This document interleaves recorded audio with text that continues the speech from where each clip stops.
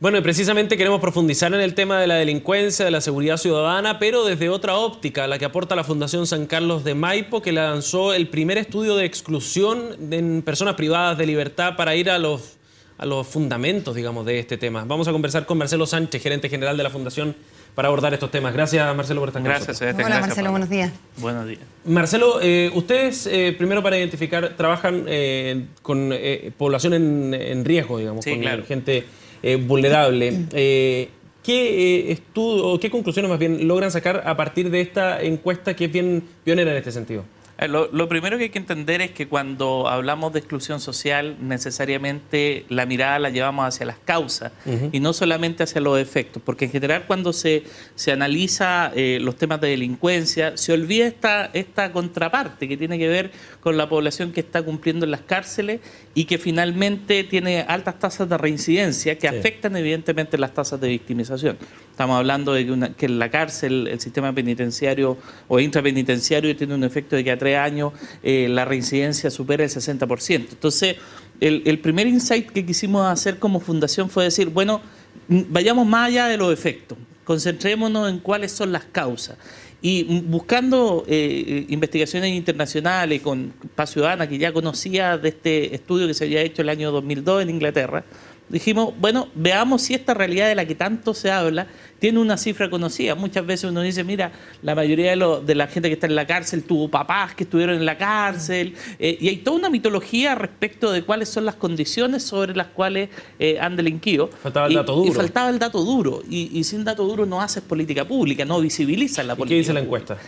Y fíjate que lo primero que detectamos fue altos niveles de exclusión respecto de determinados bienes sociales que son súper importantes para el desarrollo de cualquier persona. Por ejemplo, el tema de la educación. O sea, que cerca del 90% de los que están internos de la cárcel, esto es una muestra sobre una base de 2.000 internos de 9 penales de todo Chile representativa, entonces cerca del 90% que no haya terminado su educación, cerca del 7% que sean analfabetos, son índices que a lo menos duplican la realidad poblacional. Pero además tenías que el 47% de los hombres habían pasado por centros del Sename, el 65% de hombres y mujeres habían abandonado su hogar antes de los 18 años. La gran mayoría, además de haber sido de sectores escolares, estaban también con consumos problemáticos de droga y alcohol, con un 60%, 58% eran consumidores de marihuana. Marcelo, el tema es que pareciera ser que el sistema lo que hace es que trata de poner plata en prevención, hay plata en la fiscalía, se pone plata en los jueces, todas esas cosas necesitan recursos. Pero cuando el reo queda condenado, o sea, el reo queda preso, es como que el sistema lo olvidara. Yo entiendo que las cárceles cuestan plata, hay que alimentarlos, pero no es demasiada plata la que estamos poniendo en nuestros reos. Porque finalmente la sensación con que uno se queda es que a nadie le importan los presos de Chile. Yo creo que acá hay un cara y sello. Y la verdad, lo que tú dices es muy cierto. Nos olvidamos de cuando ya nos encerramos en las cárceles, cuando ya marginamos de alguna forma esta población, nos olvidamos de que existen. Como que cerramos la llave y la botamos en llave y botamos la llave, pero no es cierto. Botamos la llave, pero dejamos la puerta abierta. Y al cabo de 2 o 3 años vamos a tener a esos mismos presos y los más refractarios cometiendo los delitos y siendo responsables de a lo menos 1/3 de todos los delitos que se cometen. Entonces, ¿en qué punto estamos? O sea, ¿somos realmente eficientes en las cárceles para reinsertar a nuestra población penal? Claramente no. Y lo estamos haciendo, estamos invirtiendo las lucas, estamos invirtiendo el presupuesto público de manera adecuada. Fíjate que el 6% del presupuesto fiscal se invierte en seguridad. De esos 3 de cada 4 pesos va a las policías, porque existe la convicción general de que en la medida que tenemos más carabineros, que tenemos más policías, la delincuencia disminuye. Pero ese no es el efecto, no es una relación, no es una correlación entre un número, sino entre las acciones que son capaces esas policías de hacer de manera eficiente. La mano dura no funciona entonces. La mano dura no tiene ningún efecto porque nuestras cárceles no rehabilitan. Si las cárceles fueran rehabilitatorias, si en vez del 15% que tenemos de cobertura en programas de reinserción tuviéramos cobertura total, si nos preocupáramos de ese 60% que tiene consumos problemáticos de droga y alcohol por tratarlo. ¿Qué vería, Marcelo, la política pública, las políticas públicas en estos ámbitos ser como de alcance nacional? Estoy pensando en una lógica como la de la Cancillería. Porque ocurre finalmente que quienes están haciendo política pública son elegidos por nosotros. Y es bien poco popular como como propuesta de campaña, yo voy a gastar más plata en las cárceles. Sí. Probablemente nadie gana una elección con ese prima el discurso de la mano dura. Es absolutamente poco popular. Nosotros lo hemos vivido al promover este estudio, lo hemos hecho con Paz Ciudadana, que también ha hecho un esfuerzo tremendo por racionalizar esto y vincularlo con las materias de seguridad. Si nosotros vemos aisladamente el problema de las cárceles como algo que está al margen de la sociedad y no nos damos cuenta de que es parte de un sistema, que si nosotros invertimos en reinserción, disminuimos reincidencia, y al disminuir reincidencia disminuimos victimización, no teniendo esa película clara nunca vamos a valorar lo que significa poner un peso en invertir en reinserción y hacerlo de manera inteligente.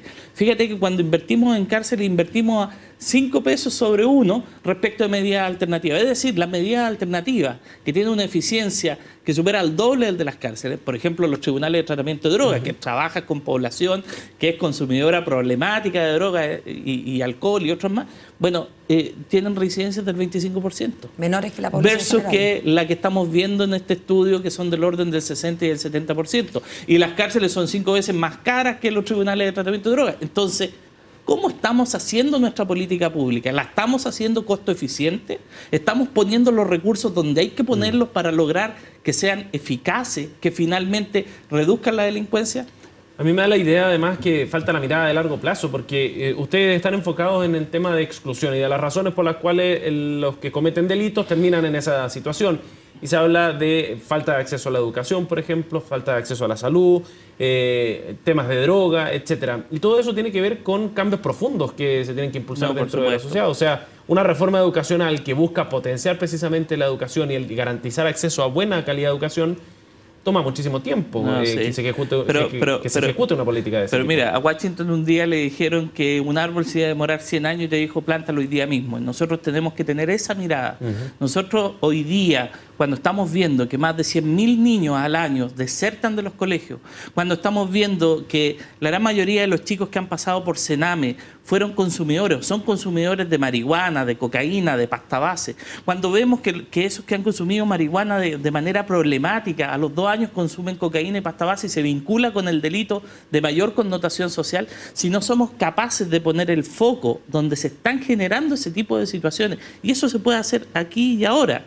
No se necesitan 50 años, 20 años, una legislación nueva. Se necesita poner el foco en los niños de sectores escolares, se necesita poner el foco en aquellos que están entrando al consumo problemático. Hay 241.000 personas en Chile con consumo problemático de marihuana, según el Senda.